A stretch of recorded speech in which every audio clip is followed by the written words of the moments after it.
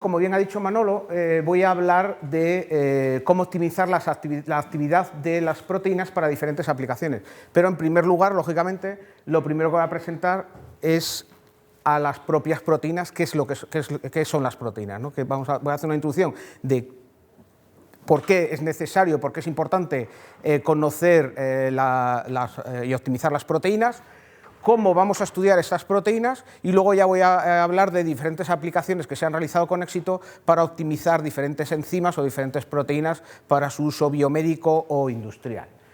Entonces, bueno, yo creo que ya es conocido por todos que el ADN es la molécula, digamos, principal de la célula, la molécula que dicta lo que una célula va a hacer o lo que una célula va a ser.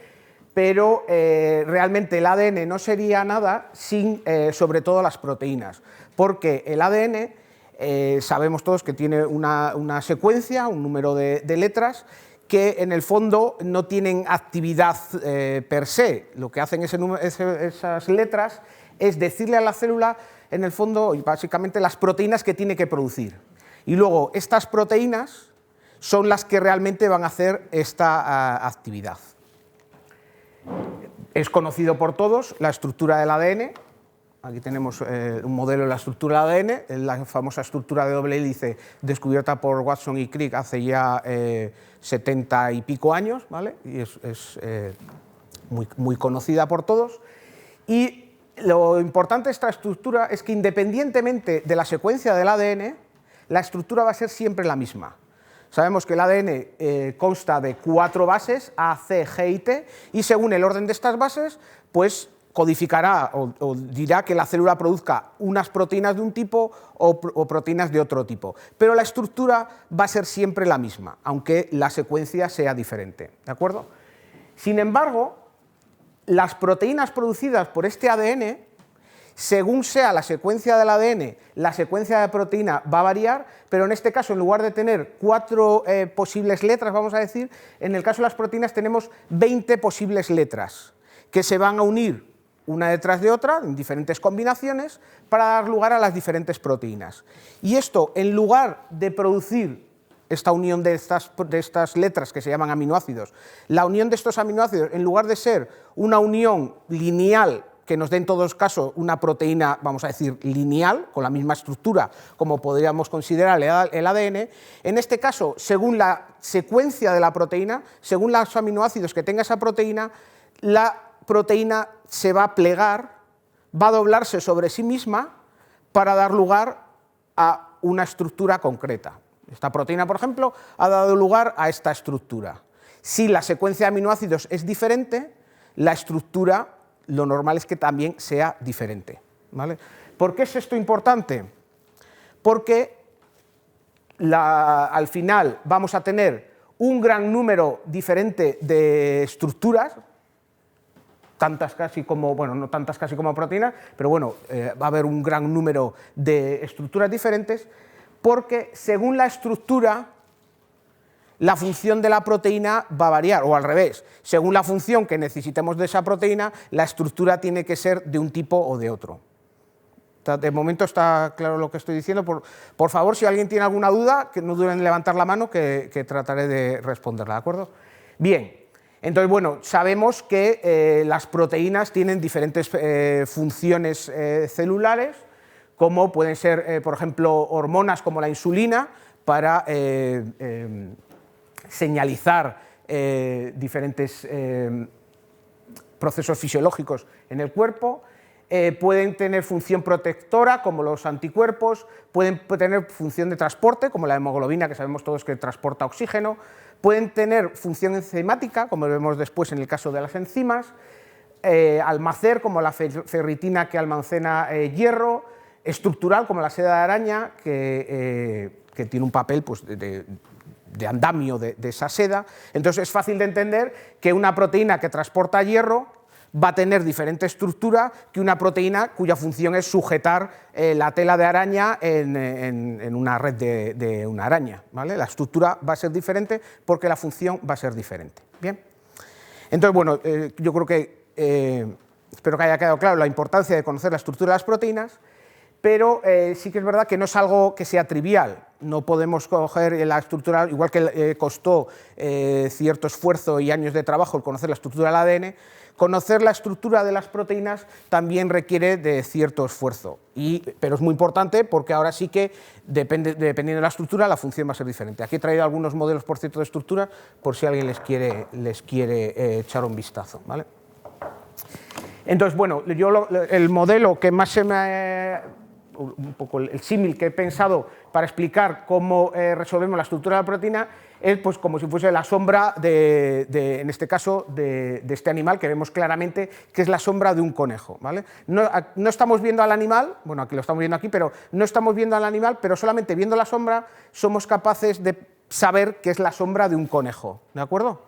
Entonces, en el caso de las proteínas, hacemos algo parecido, solo que, como son muy pequeñas, el tamaño de una proteína es de unos 10 a 100 nanómetros, es decir, entre 10 por 10 a la menos 9 metros y 10 por 10 a la menos 8 metros, vamos a decir más o menos la millonésima parte de un milímetro, algo muy muy pequeño, lógicamente con una linterna, por mucho que como nos esforcemos en enfocar, no vamos a ver nada, ¿vale? Nos hace falta una, vamos a decir, nanolinterna, como son los rayos X. Por medio de los rayos X somos capaces de obtener la difracción de los electrones que contiene la proteína y, por tanto, somos capaces de ver la sombra de la proteína que nos va a dar lugar al modelo tridimensional de esa proteína para explicar mejor su función.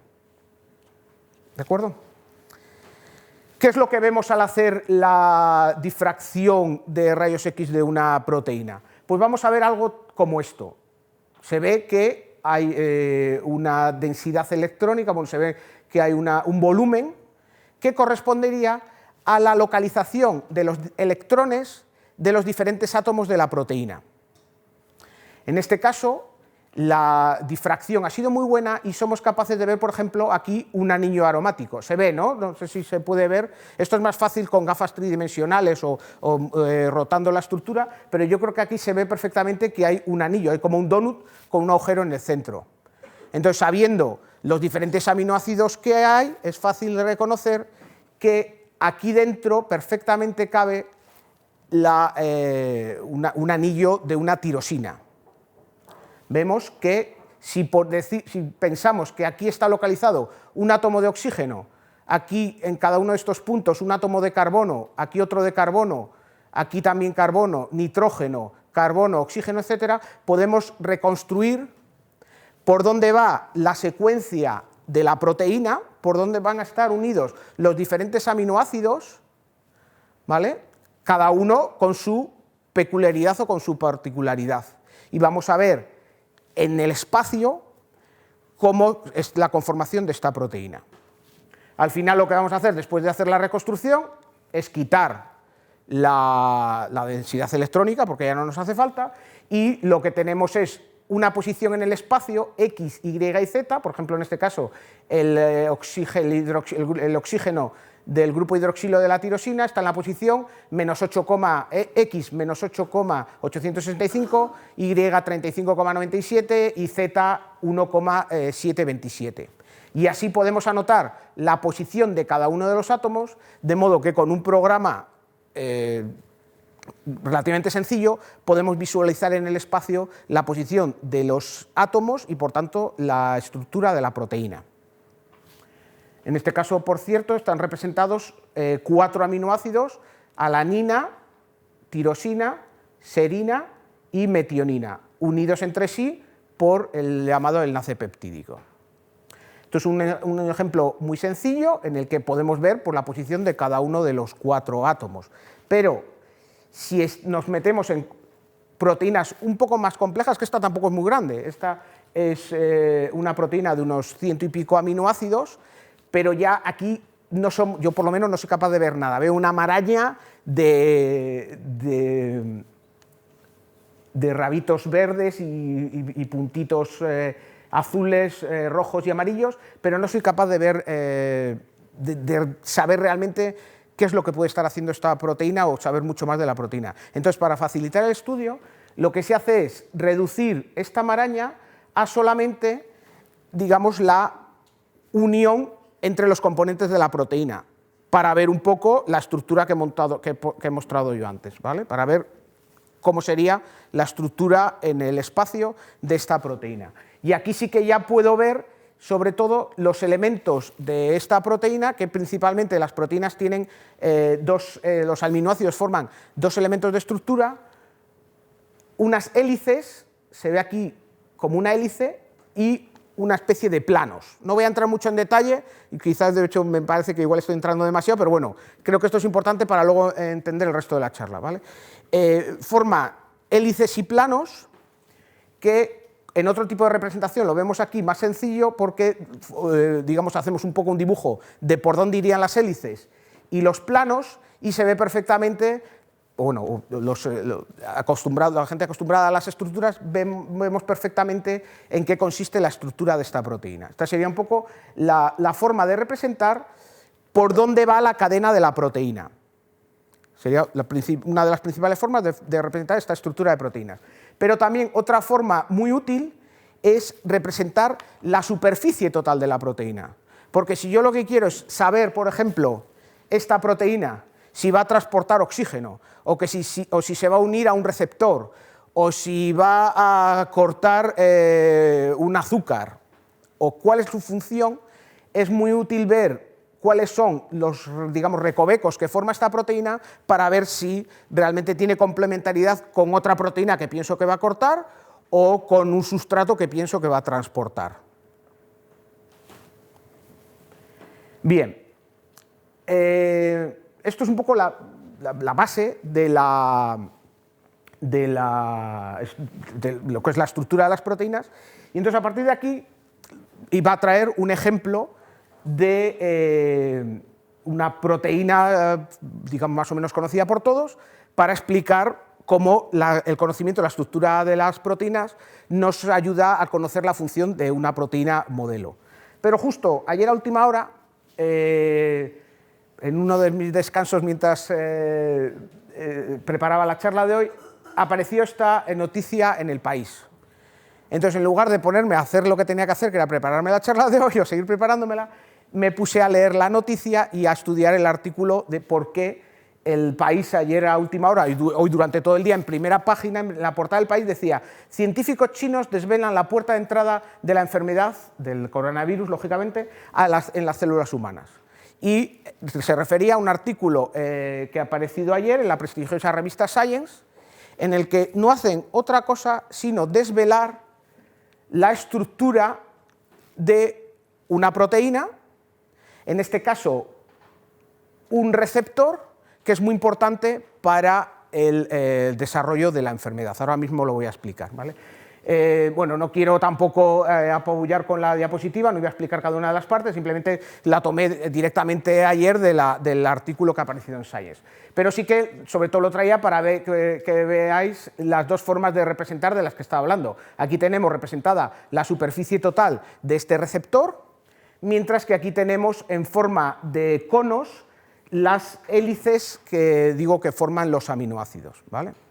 Entonces, bueno, ¿cuál es la importancia de este artículo y por qué ha merecido que hoy en día, incluso en la televisión también he oído hablar de este artículo? Pues este artículo lo que ha desvelado es la estructura del receptor de la angiotensina, que es un receptor muy común en las células humanas y que es la proteína que se expresa en la superficie de la célula, que como es muy común, es la que ha utilizado el virus para unirse a esa célula e introducirse dentro de la célula.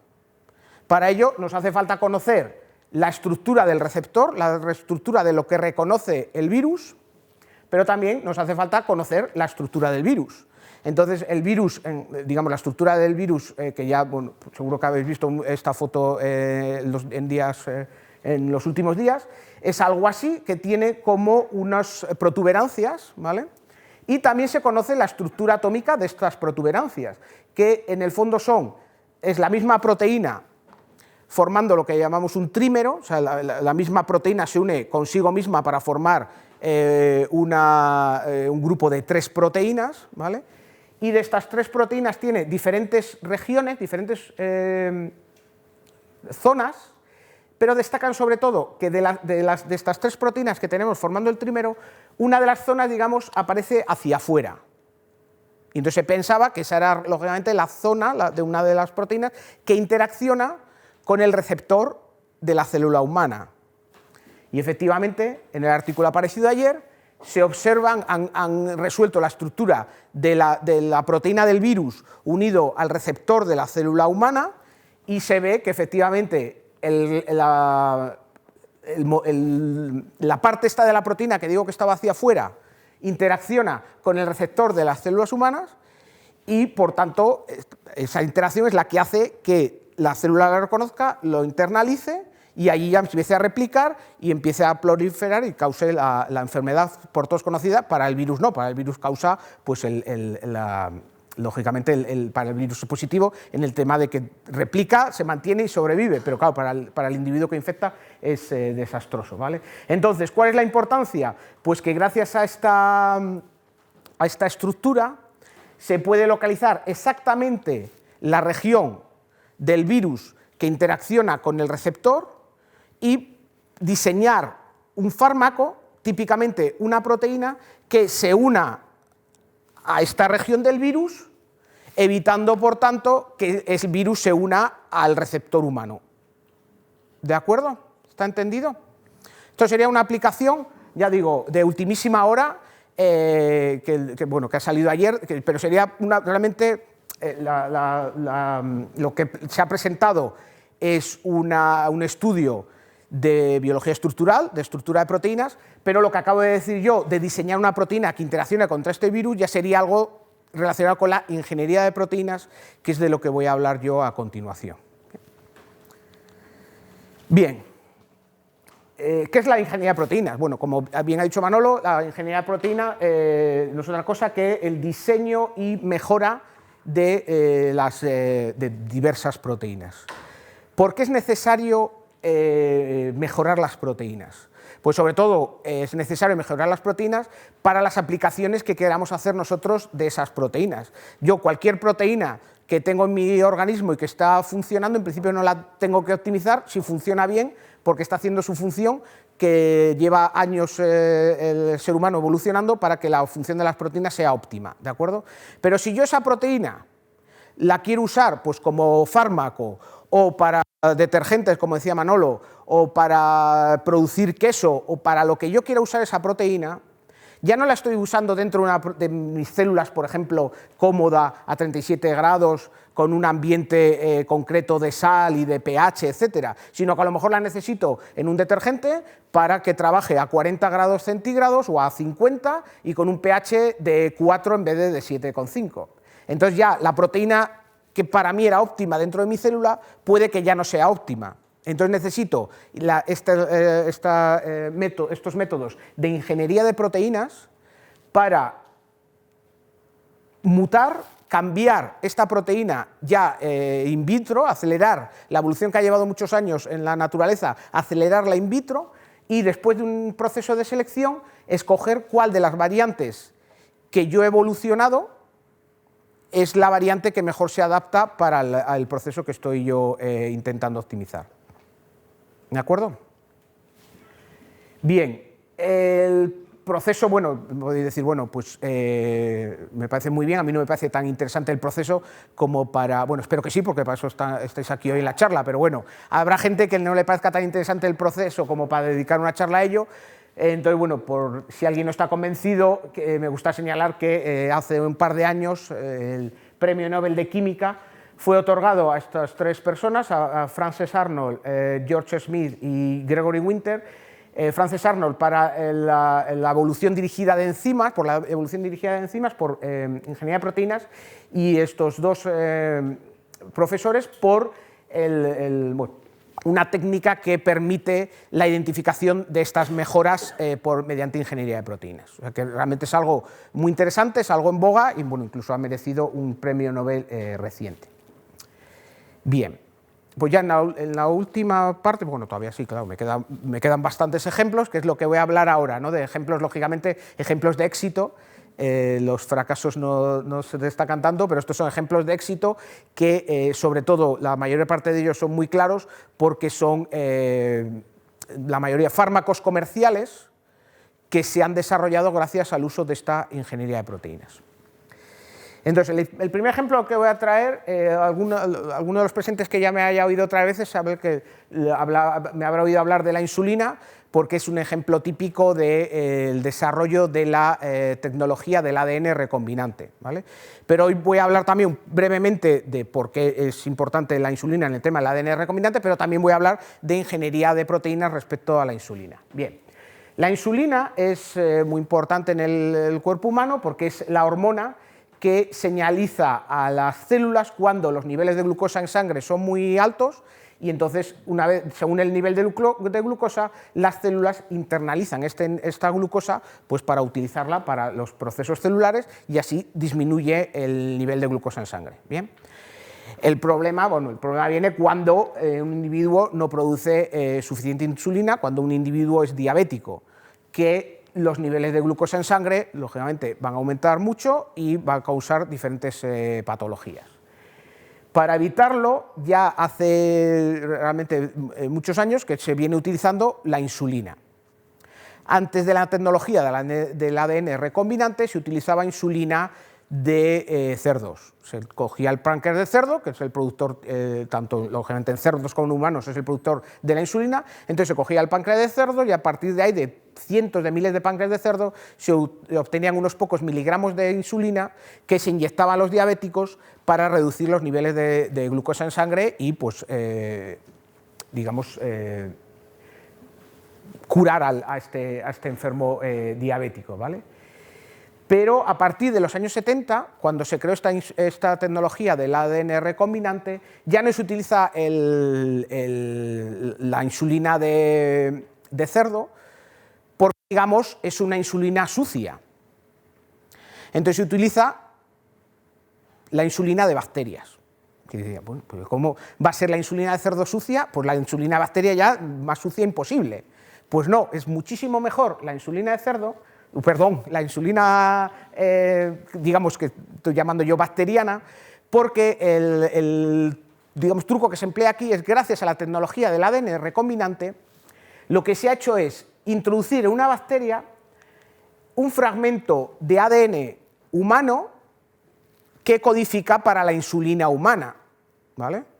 Entonces, a partir de ese momento, si lo hacemos bien, no es sencillo lógicamente, pero si lo hacemos bien, haciendo este proceso, la bacteria recombinante va a expresar, va a producir una insulina, pero no una insulina bacteriana que no existe, sino una insulina exactamente igual a la que producimos cada uno de nosotros. Va a ser una insulina humana.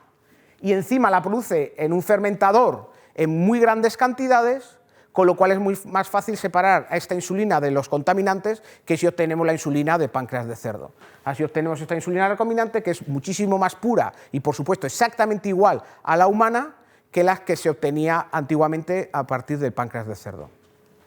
Bien, esta insulina tiene concretamente esta secuencia, un poco volviendo a lo que hablaba antes, de dos cadenas, porque tiene, digamos, una cadena con 21 aminoácidos unidos uno detrás de otro y otra cadena con 30 aminoácidos unidos detrás de otro, pero al final dan, en lugar de ser dos cadenas lineales, como acabo de explicar, pliegan o tienen una estructura tridimensional que encima forma un hexámero en este caso. O sea, son 6 moléculas, interaccionan entre sí para dar este hexámero, 1, 2, 3, 4, 5 y 6 moléculas de insulina.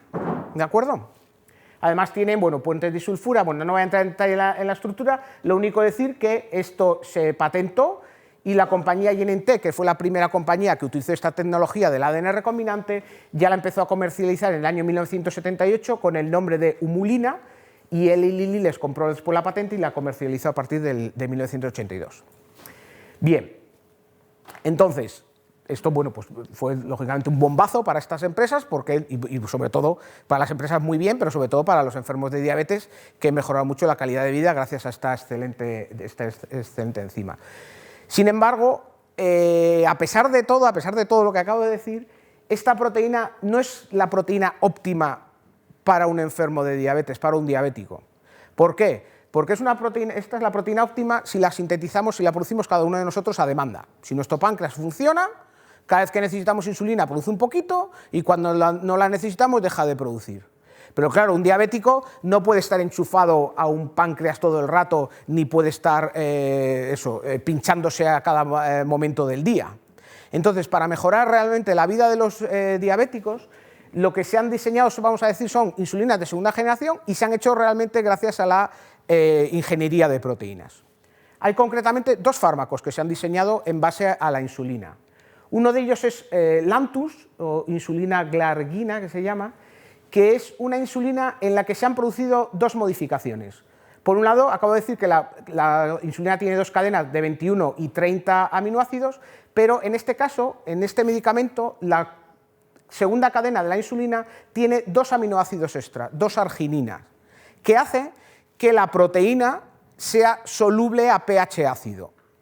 A pH de 5 o 4 la proteína es soluble, que hace que podemos tener esta proteína en solución a ese pH y en cuanto nos la inyectamos, agrega, digamos, en forma de cristalitos y se concentra, de forma que se va liberando poco a poco.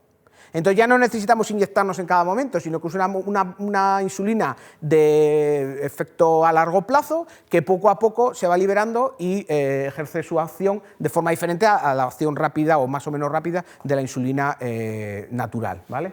Además de esta modificación para que sea soluble a pH ácido, tiene otra modificación porque el pH ácido lo que hacía era la desaminación, digamos la ruptura de este aminoácido, entonces se sustituyó el aminoácido asparagina que había aquí por una glicina para que fuese más estable. Simplemente quería decir que todo esto se ha hecho gracias a la ingeniería de proteína, es decir, vale, ¿qué es lo que está pasando? Pues que aquí esto, como el pH es ácido, se está cortando. Ah, pues voy a meterle una prolina, se sigue cortando. Voy a meterle una tirosina, se sigue cortando. Voy a meterle una glicina, ya no se corta. Ah, pues qué bien, porque ahora sí que ya lo puedo usar, lógicamente, con todas las fases clínicas, lo puedo usar como medicamento. ¿De acuerdo? Por otro lado, otro medicamento relacionado con la insulina es el Humilog, que se llama también insulina Lispro, y esta, digamos, es el efecto contrario. Esta es una insulina de acción rápida, y en este caso lo que tenemos es que mientras la insulina normal, la secuencia de la insulina es treonina, prolina, lisina, treonina, desde el aminoácido inicial hasta el final en este caso, este fármaco tiene, digamos, están intercambiados. Tiene treonina, lisina, prolina, treonina. ¿Lo veis, no? Que están cambiado el orden de los aminoácidos y esto hace que la proteína, en lugar de formar el hexámeno que os he enseñado antes, sea principalmente monómero en solución, con lo cual no tiene que deshacer el hexámero para ejercer su acción y por tanto la acción es muchísimo más rápida. ¿Vale? Y también se comercializa. De hecho, en esta diapositiva presento los medicamentos más rentables actualmente y aparecen ambos, los dos. Lantus, lo tenemos aquí, para la diabetes, que tiene una facturación de 1.744 millones de dólares en Estados Unidos y más o menos lo mismo fuera de Estados Unidos, ¿vale? De la empresa Sanofi. Mientras que la otra, que era Humalog, tiene 1.500 millones de dólares en Estados Unidos de facturación y 1.000 fuera de Estados Unidos. Son de los principales medicamentos que se venden hoy en día en el mundo, ¿vale? La verdad es que las cifras son, vamos, imagino que cualquier empresa querría tener una facturación de este tipo en cualquiera de sus productos.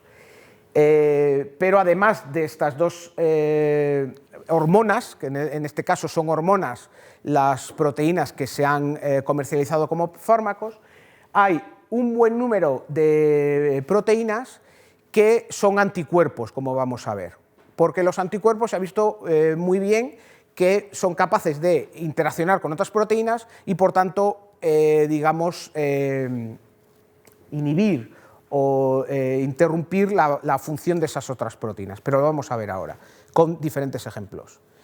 Uno de ellos es el medicamento Avastin. Avastin es un inhibidor de la angiogénesis que es muy importante a la hora de disminuir la progresión tumoral. Los tumores lo que necesitan son nutrientes y por tanto lo que hacen es favorecer la angiogénesis, la producción de nuevos vasos sanguíneos, y lo hacen sobre todo mediante la expresión del factor de crecimiento endotelial vascular que, uniéndose a su receptor, manda unas señales para que se produzca esta vascularización, esta angiogénesis. Sí, ¿no? Vamos, si alguien tiene dudas, por favor que me pregunte. Entonces, este factor, al unirse al receptor, produce crecimiento de vasos sanguíneos y crece el tumor. ¿Qué es lo que hacemos? Pues con un anticuerpo que reconozca a este factor, si el anticuerpo se une al factor, ya el factor ya no se va a poder unir a su receptor. Y entonces interrumpimos la señal, e interrumpimos la angiogénesis y por tanto interrumpimos la progresión tumoral. Esto en principio, tal y como lo he contado, digamos, no tendría mucho que ver con la ingeniería de proteínas, sería inmunología clásica o como se han obtenido las vacunas típicamente, de escoger el factor, se lo introducimos a un ratón, el ratón produce anticuerpos frente al factor este y purificamos los anticuerpos del ratón y se lo metemos al individuo enfermo de cáncer, por ejemplo, ¿vale? No tiene mucho que ver con ingeniería de proteínas. ¿Qué ocurre? Pues que si hacemos eso, este anticuerpo de ratón que hemos generado, que actúa frente al... se ve ahora. Este anticuerpo de ratón que hemos generado, que actúa frente a este factor de crecimiento vascular, va a ser reconocido como extraño por nuestro propio organismo. Con lo cual vamos a hacer una reacción inmunológica frente a este anticuerpo y por lo pronto lo vamos a eliminar. Vamos a eliminar el fármaco. Entonces, ¿qué hacemos para que esto no ocurra? Pues utilizar anticuerpos humanos, que no significa que cojamos un montón de niños, les inoculemos con el factor y luego les desangremos para obtener el anticuerpo. No se trata de esto. Se trata de, una vez obtenido el anticuerpo de ratón, coger las regiones que son las que reconocen el factor de crecimiento vascular, las regiones de ese anticuerpo, y digamos, ponerlas en un anticuerpo humano, de forma que creamos un anticuerpo humanizado que es exactamente igual a cualquiera de los anticuerpos que nosotros tenemos, con lo cual no va a ser detectado como extraño por nuestro organismo, pero la región de reconocimiento específica del antígeno va a ser diferente y va a reconocer en este caso al factor de crecimiento vascular y por tanto nos va a servir para evitar la angiogénesis. Y esto es lo que se comercializa en este caso con el nombre de Avastin. ¿Sí? Bien, ya siguiendo con la lista, pues quería también traer como ejemplo Humira, que es un medicamento, bueno, sobre todo para procesos de inflamación, ahora veremos, pero porque tiene esto ya la facturación es tremenda, 11.000 millones en Estados Unidos y 5.000 fuera de Estados Unidos, y este lo que hace es algo similar al Avastin de antes. Lo que ocurre es que en este caso lo que reconoce es el factor de necrosis tumoral alfa, que este factor, al unirse a su receptor, lo que hace es desencadenar una respuesta inflamatoria aguda que produce pues, artritis reumatoide, artritis psoriásica o la enfermedad de Crohn. Entonces, este anticuerpo que evita la unión del factor de necrosis tumoral alfa a su receptor y, por tanto, evita la inflamación, este anticuerpo, digo, lo ha aprobado la FDA con el nombre de Humira para el tratamiento de estas enfermedades.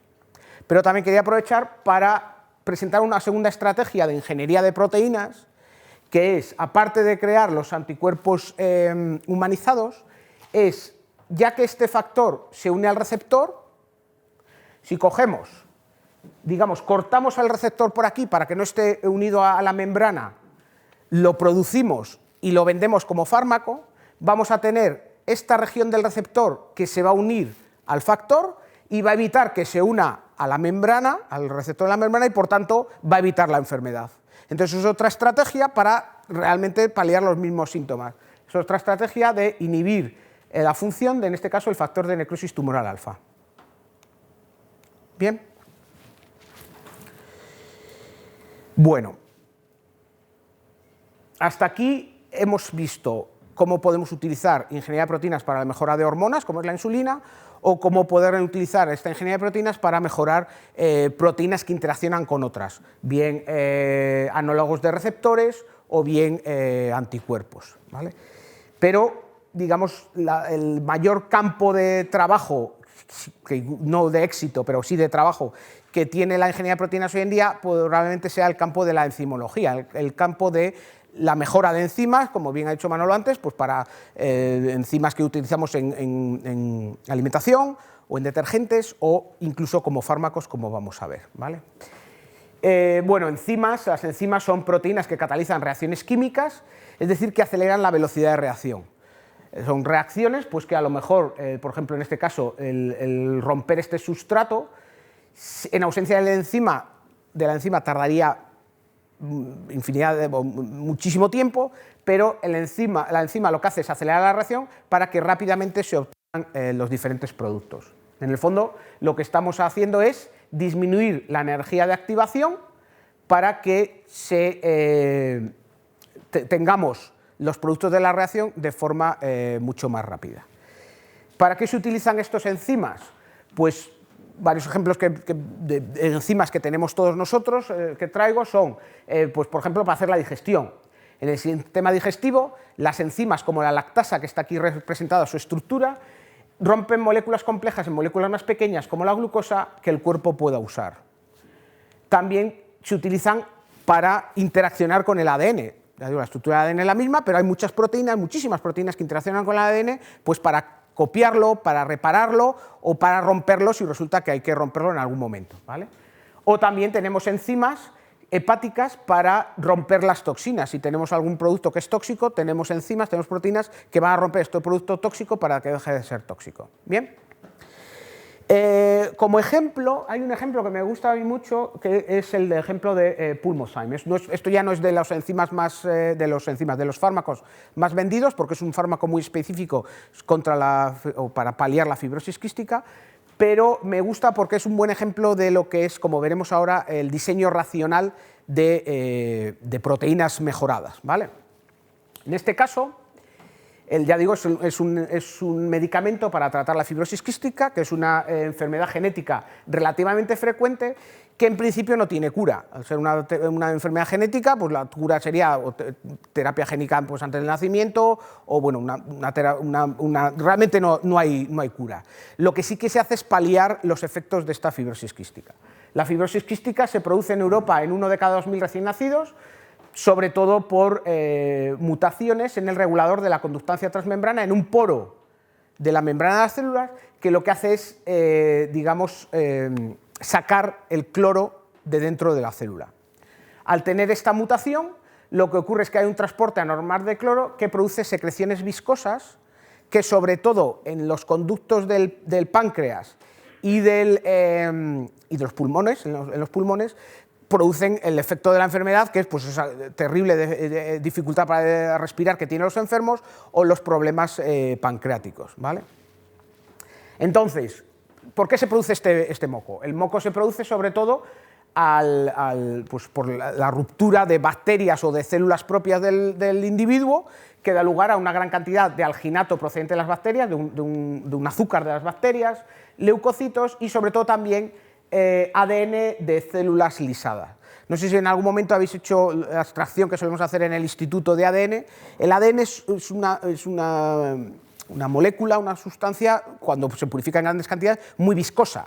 Es como un moco realmente. Entonces, este ADN de las bacterias y de las células propias del enfermo de fibrosis quística es el que hace que se forme un moco que bloquee, por ejemplo, las vías aéreas y que produzca en el individuo la dificultad para respirar, ¿vale? Entonces, ya hace años se pensó utilizar la DNasa 1, una enzima, una proteína que lo que hace es cortar ADN para que, si en vez de tener largas fibras de ADN, tenemos una proteína que lo corta, al final va a liberar el moco y el paciente va a poder respirar perfectamente. ¿vale? Entonces se pensó, bueno, pues cogemos una enzima, una proteína que rompa el ADN y así liberamos la vía aérea del paciente y va a respirar muchísimo mejor. ¿Qué ocurre? Que la proteína que corta el ADN también interacciona con la actina que se produce de las células que se han roto, las células que se han lisado, que se han roto, libera actina en ese moco y la DNasa, la enzima, en lugar de unirse al DNA, prefiere unirse a la actina, ¿vale? Entonces, ¿qué es lo que se hizo? Pues lo primero, obtener la estructura de la enzima, de la DNasa 1 en este caso, tanto unida al ADN como sin unir al ADN, o sea, unida a la actina, perdón. Entonces, bueno, para ello voy a utilizar este programa, que es el que comenté antes, que es el que utilizábamos para visualizar la estructura de proteínas, ¿vale?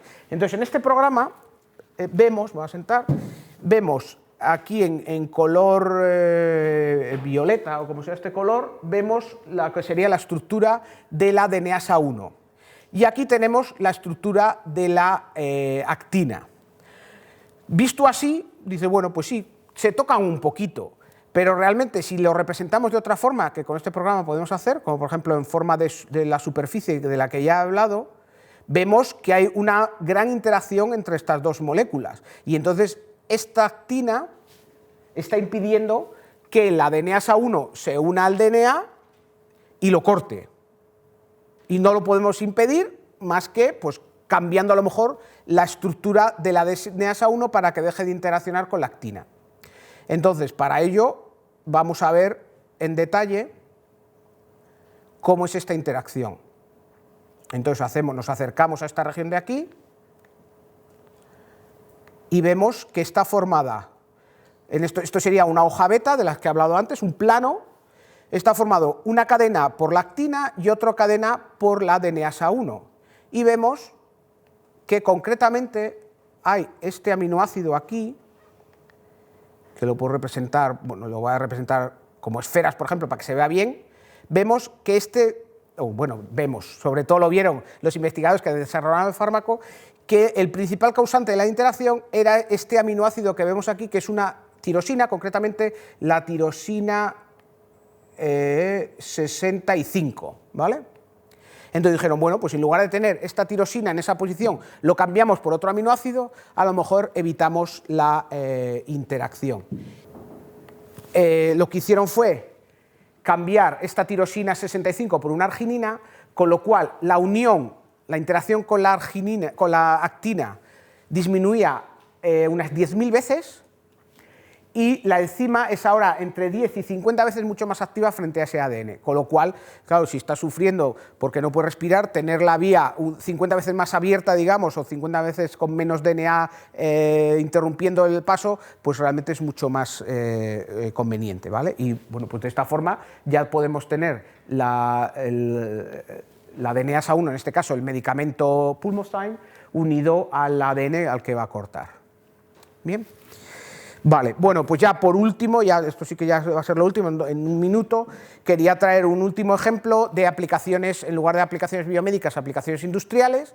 Ya digo que hay muchos enzimas que se utilizan, por ejemplo, para la producción de alimentos, como por la producción de queso, para la producción de algunos otros alimentos. Se utilizan muchísimo las enzimas en detergentes, se utilizan celulasas, por ejemplo, para romper la celulosa que nos puede teñir la ropa, se utilizan lipasas para romper los ácidos grasos que nos tiñen la ropa, etc. Y también ahora una de las aplicaciones en boga de la ingeniería de proteínas es la modificación de enzimas para lograr la degradación de plásticos. No tengo yo que decir aquí que el plástico se ha convertido en un grave problema medioambiental, y entonces qué mejor que encontrar algo que sea capaz de degradar los plásticos. El principal problema del plástico es que no hay quien se lo coma, no hay organismo que degrade el plástico, entonces por eso se acumula eternamente, pero bueno, se acumula muchísimos años, ¿vale?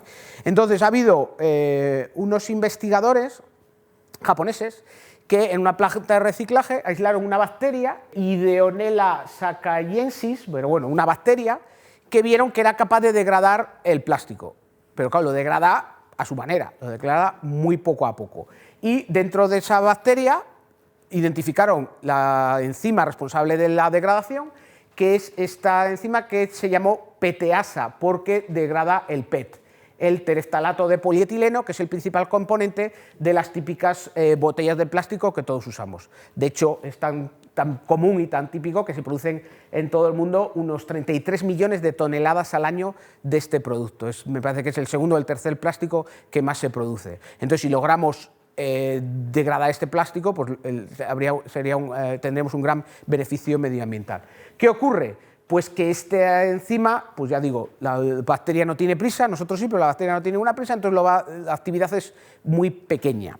Entonces, principal, pues resolver la estructura, que la tenemos aquí ya resuelta, identificar el sitio catalítico y el sitio de unión de la proteína. Esto sería el sitio activo de la proteína, es ahí donde se va a unir, en este caso, el polímero del plástico para que sea cortado.